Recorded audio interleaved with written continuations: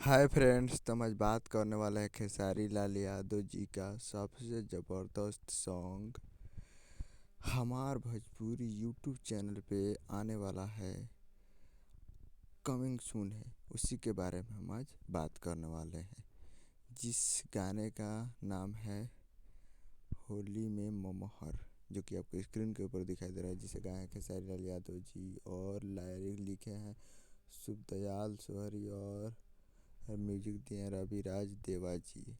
तो यार है हमार भोजपुरी यूट्यूब चैनल पे बहुत ही जल्द कमिंग सून है, जो कि टी सीरीज हमार भोजपुरी पे आने वाला है, जो कि बहुत ही मज़ेदार होगा। तो आप लोग तैयार रहिएगा टी सीरीज भोजपुरी हमार भोजपुरी यूट्यूब चैनल पे।